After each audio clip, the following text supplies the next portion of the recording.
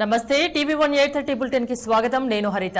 విశాఖ జిల్లా కొత్త వెంకోజపాలెం పీఠాధిపతిపై దాడి చేసిన వారిని ఈ నెల 26లోగా అరెస్ట్ చేయాలని, లేకుంటే విశాఖలో ధర్నా చేస్తామని శ్రీపీఠం అధిపతి పరిపూర్ణానంద స్వామి హెచ్చరించారు. విశాఖ పీఠాధిపతితో కలిసి ఆయన హైదరాబాద్ లో హోంమంత్రిని కలిశారు.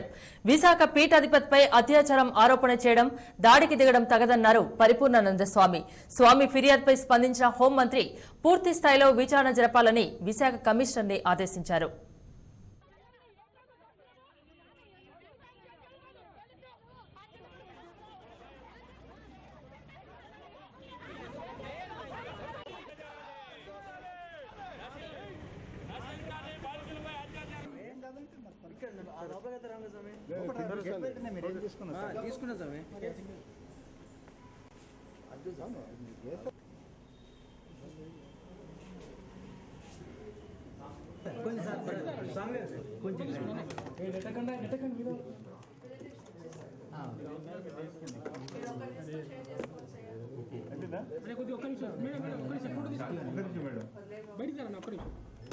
మేడం గారి దగ్గర చెప్పాం, ఆవిడ వెంటనే దాని మీద స్పందించాలని చెప్పి కూడా కోరుకున్నాం. ఆవిడ తక్షణమే మేము చేస్తాం, అరెస్ట్ చేయిస్తాం, వాళ్ళని మేము ఊరుకునేది లేదని చెప్పారు. ఎందుకంటే పబ్లిక్ గా టీవీలో మనకందరికీ మీడియాలో తెలుసు, ఒక వ్యక్తిని ఎలా కొట్టారో, ఎలా చంపబోయారో, ఆయన ఎలాగ ద్రోహించారనేటువంటి తెలుసు.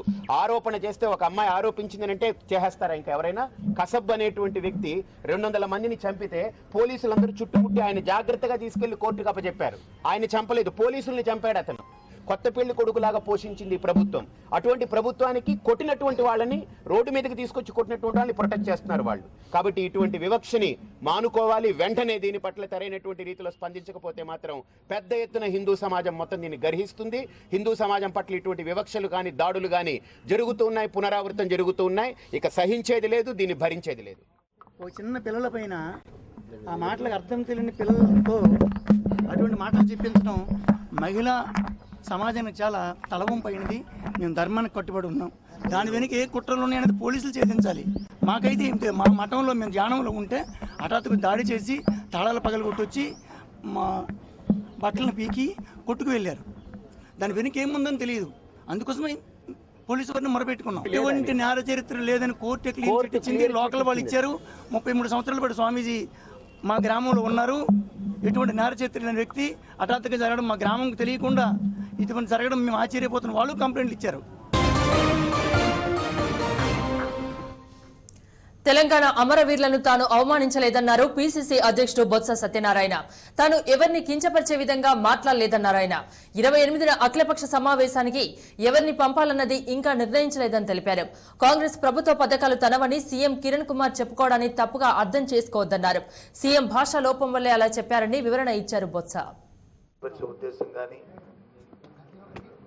లేదు, ఎవరినైనా అవమానపరచాల ఉద్దేశం కానీ నాకైతే లేదు. తిరిగి జరిగిన ఏదైనా జరిగితే దాన్ని అపార్థం చేసుకోకుండా అక్కడున్న సభలో ఉన్న పరిస్థితులు బట్టి జరిగిన దాని వల్ల జరిగితే జరిగి ఉండొచ్చు, కానీ చేయాలని కానీ వ్యక్తిగతంగా చూడాలని కానీ ఆ కార్యక్రమాన్ని, అలాంటి భావాన్ని నేను కల్పించలేదని ఆ పెద్దలకి, ఆ ప్రాంతంలో ఉన్న నాయక పెద్దలకి, ప్రజానికానికి మనస్ఫూర్తిగా తెలియజేస్తున్నాను.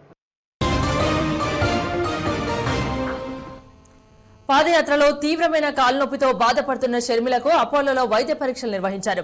మోకాలు కింది భాగంలో ఎముక బెనికినట్లు గుర్తించారు డాక్టర్లు. రేపు ఆపరేషన్ చేస్తామంటున్నారు. ఆపరేషన్ తర్వాత 3 వారాల రెస్ట్ తీసుకోవాలని సూచించారు. దీంతో అప్పటి వరకు తాత్కాలికంగా పాదయాత్రను వాయిదా వేస్తున్నామని వైఎస్ఆర్సీపీ నేత శోభా నాగిరెడ్డి తెలిపారు.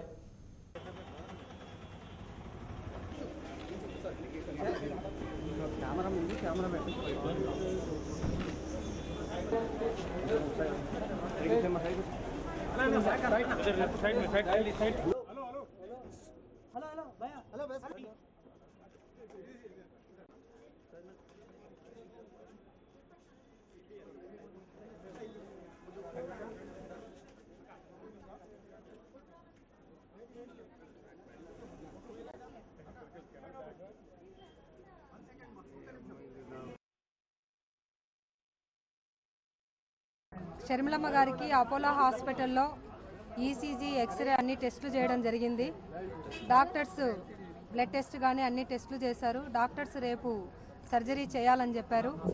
షర్మిలమ్మ గారేమో జగన్మోహన్ రెడ్డి గారిని వాళ్ళ అన్నను చూసొచ్చిన తర్వాతనే నేను సర్జరీ చేయించుకుంటానని ఆమె గట్టిగా అడగడం వల్ల రేపు మధ్యాహ్నానికి సర్జరీ పోస్ట్పోన్ చేసి ఉదయం ఉన్నటువంటి ఆపరేషన్ను మధ్యాహ్నానికి పోస్ట్పోన్ చేయడం జరిగింది డాక్టర్లు. రేపు ఉదయం షర్మిలమ్మ గారు చెంచల్గూడ జైలుకి వెళ్ళి చెర్లోపల్లి జైలుకి వెళ్ళి జగన్మోహన్ రెడ్డి గారిని చూసి వచ్చిన తర్వాత 3 గంటల తర్వాత సర్జరీ చేస్తామని చెప్పి డాక్టర్స్ చెప్పడం జరిగింది. అసంతృప్తులు తొలగిపోయాయి, సందేహాలు తీరాయి, సంజాషీలు వచ్చాయి. ప్రతికూల రాజకీయ పరిస్థితులను ఎదుర్కొనేందుకు ఏర్పాటు చేసిన కాంగ్రెస్ మేధోమథనం సదస్సు కార్యకర్తల్లో ఉత్సాహాన్ని నింపింది. ప్రభుత్వ పథకాల్ని ప్రచారం చేసి కార్యకర్తలకు దగ్గర చేసుకునేందుకు ఈ సదస్సు ఉపయోగపడింది. నామినేటెడ్ పోస్టుల భర్తీలో జాప్యం కార్యకర్తల్లో నింపిన అసంతృప్తిని ఈ సభ దూరం చేసింది.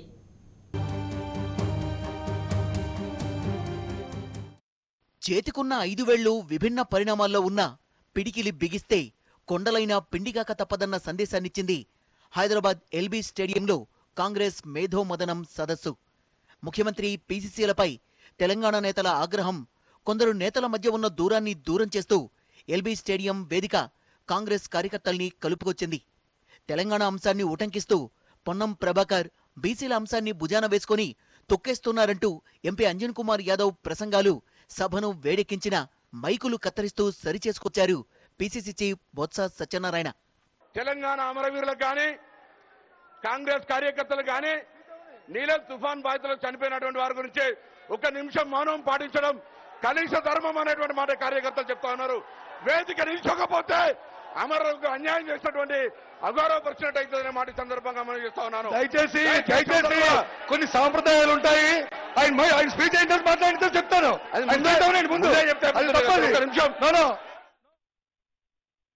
కాంగ్రెస్ కార్యకర్తల్లో ఉన్న ఆవేదనను వెళ్లగక్కడానికే కాదు, ముఖ్యమంత్రి కిరణ్ కుమార్ రెడ్డి సంజాయిషీ చెప్పుకోవడానికి కూడా మేధోమథన సదస్సు అవకాశం కల్పించింది.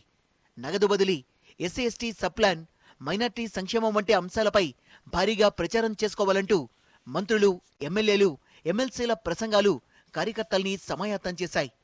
నామినేటెడ్ పోస్టుల భర్తీలో జాప్యాన్ని పొరపాటే అని అంగీకరించి కార్యకర్తలకు దగ్గరయ్యేందుకు ముఖ్యమంత్రి కిరణ్ తీవ్రంగా ప్రయత్నించారు.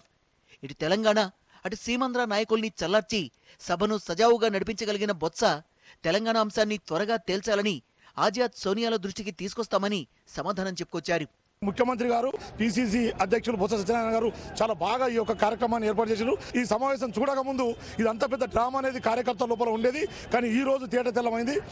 ఈ ప్రకటన డయాస్ మీద ప్రకటన చేయడం వల్ల కార్యకర్తల మనోభావాలు అర్థం చేసుకొని మాట్లాడడం వల్ల కార్యకర్తల లోపల కూడా గుండె నింపడం వచ్చింది. తప్పకుండా ఇది జరుగుతుంది. కాంగ్రెస్ పార్టీ బలోపేతం అవుతుంది. వాళ్ళిద్దరి ఆధ్వర్యం లోపల మళ్ళీ రాబోయే రోజుల కాంగ్రెస్ తప్పకుండా వస్తుందని తెలియజేస్తాం. ఎంఆర్పీఎస్ కార్యకర్తల నిరసనలు, కొన్నిసార్లు తెలంగాణ నాయకుల నినాదాలు ఎదురైనప్పటికీ పీసీసీ అధ్యక్షుడు బొత్స మేధోమథనం సదస్సును విజయవంతంగానే నడిపించారని చెప్పుకోవచ్చు. సభలో టీ కాంగ్రెస్ ఎంపీలు కానీ, పీసీసీ నేతలు కానీ పరస్పర ఘర్షణలకు దిగే యత్నం చేయకుండానే తమ ఎత్తుగళ్లను అమలు చేసేందుకు బొత్స విఫలయత్నం చేశారు. పోటీలు పడి కాంగ్రెస్ కార్యకర్తలు ప్రసంగాలు దంచినప్పటికీ ఆఖరుకు గంటకు పైగా మాట్లాడిన ముఖ్యమంత్రి కిరణ్ కుమార్ ప్రసంగమే పైచేయిగా నిలిచింది. కాంగ్రెస్ పార్టీ మమ్మల్ని గుర్తించి కాంగ్రెస్ టికెట్ ఇచ్చారు కాబట్టి, 2 మీరు కార్యకర్తలందరూ కూడా కష్టపడి కాంగ్రెస్ పార్టీకి గెలిపించేదానికి ప్రయత్నం చేశారు కాబట్టి ఈరోజు మేము ఇక్కడ కూర్చోగలిగాం. అది మీ భిక్షే. మీరు కార్యకర్తలు కష్టపడి పనిచేస్తున్నారు కాబట్టి ఈరోజు మేము ఇక్కడ ఉన్నాం. 2014 ఎన్నికల కల్లా కాంగ్రెస్ లో వైఎస్ ముద్ర లేకుండా చేయాలన్న వ్యూహాన్ని మేధోమథనం సదస్సు 100% పాటించింది. అభివృద్ధి అంతా కాంగ్రెస్కే సొంతమంటూ నేతలు ఢంకా బజాయించారు. కేంద్రం చెబితేనే వైఎస్ అమలు చేశారని చెప్పుకొచ్చారు నేతలు. మైనార్టీలకు 4% రిజర్వేషన్లు గులాం నబీ ఆజాద్ సూచనే అని ముఖ్యమంత్రి కిరణ్ చెప్పుకొచ్చారు. ఇటు సదస్సులో ఎక్కడా వైఎస్ బొమ్మ లేకుండా జాగ్రత్త తీసుకోవడం ఇందుకు నిదర్శనం. ఇక మేధోమథనం సదస్సులో సీనియర్ కాంగ్రెస్ నేతలు లేని లోటు స్పష్టంగా కనిపించింది. కేంద్ర మంత్రులు ఎస్ జైపాల్ రెడ్డి, కిషోర్ చంద్రదేవ్, కోట్ల సూర్యప్రకాష్ రెడ్డి కనిపించలేదు. తల్లి చనిపోయిన కారణంగా కేవీపీ రామచంద్రరావు కూడా సభకు హాజరు కాలేదు. బొత్స సత్యనారాయణతో ఉన్న రాజకీయ దూరంతో ఎంపీ హర్షకుమార్ కూడా సభకు హాజరు కాలేదు. ఇక పార్టీపై అలిగిన కావూరి సాంబశివరావు, మాజీ మంత్రి కోమటిరెడ్డి వెంకటరెడ్డి కూడా సదస్సుకు హాజరు కాలేదు. కొందరు ఎమ్మెల్యేలు ఉదయం మొక్కుబడిగా సభకు విచ్చేసిన సాయంకాలానికి వెళ్లిపోయారు. కానీ కాంగ్రెస్ కురువృద్ధుడు వెంకటస్వామి సభలో కనిపించి సడన్ షాక్ ఇచ్చారు. ఈ ప్రభుత్వం చేస్తున్నటువంటి సంక్షేమ ఫలాల గురించి అసలు ఈ ప్రభుత్వం ఏం చేస్తుంది, ఇంకా ముందు ఏం చేయాలా, ఏం చేస్తే ఈ ప్రభుత్వము మనుగడ ఇంకా ముందు బాగుంటుంది, ఎలా చేస్తే బాగుంటుంది అనే దాని మీద చాలా క్లుప్తంగా చాలా చక్కగా చెప్పడం జరిగింది. కాంగ్రెస్ పార్టీలో కార్యకర్తలలో ఒక ఉత్తేజం అనేది వచ్చేసింది. ఇంతకుముందు కొంచెం నిరుత్సాహంగా ఉన్న వాళ్ళు ఇప్పుడు ఒక ఉత్సాహం అనేది ఏర్పడింది. ఇప్పుడు మొత్తానికి జాతీయ నేతలు హాజరైన కాంగ్రెస్ మేధోమదనం సదస్సును చాకచక్యంగా నిర్వహించి సక్సెస్ అయ్యారు పిసిసి అధ్యక్షులు బొత్స సత్యనారాయణ. ఆర్థిక వనరులు, మానవ వనరుల్ని కార్మిక శాఖ మంత్రి దానం నాగేందర్ సమకూర్చారు. సదస్సు ఎలా జరుగుతుందో అని బొత్స కొంత ఆందోళన వ్యక్తం చేశారు. అయితే సభ విజయవంతంగా ముగియడంతో అంతా ఊపిరి పీల్చుకున్నారు. ఈ సదస్సు ప్రాంతీయ సదస్సులు చేపట్టడానికి స్ఫూర్తినిచ్చిందని నేతలు చెప్పుకుంటున్నారు.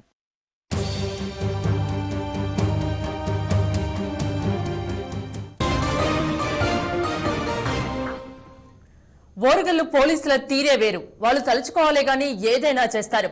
అమ్మాయిలపై దాడులు చేసేవారిని ఎన్కౌంటర్ చేయడానికి వెనుకాడని ఆ పోలీసులే ఇప్పుడు లంచావతారాలనే పేరు తెచ్చుకుంటున్నారు. ఓనాడు ప్రశంసలు అందుకున్న కాకీలే ఇప్పుడు ప్రజల ఈసడింపులను చవిచూస్తున్నారు.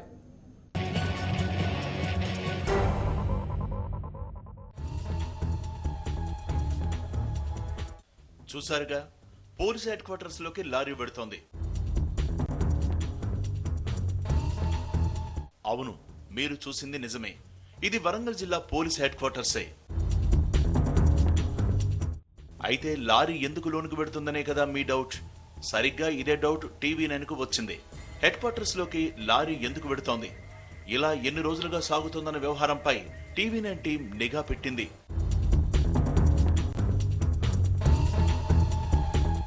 ఇది వరంగల్ నగరంలోని కేయూ చౌరస్తా. ఇక్కడ ఖాళీ లారీ పోలీసులకు కనిపిస్తే ఇక అంతే సంగతులు. ట్రాఫిక్ కానిస్టేబుల్ ఆపేసి హెడ్ క్వార్టర్స్ కు పోనీ అంటాడు. కిరాయి ఉంది, వెళ్ళాలి అని డ్రైవర్ ఎంత ముత్తుకున్నా వినేది లేదు. కానిస్టేబుల్ లారీలోకి ఎక్కి మరీ దగ్గరుండి లారీని హెడ్ క్వార్టర్స్ కు తరలిస్తాడు.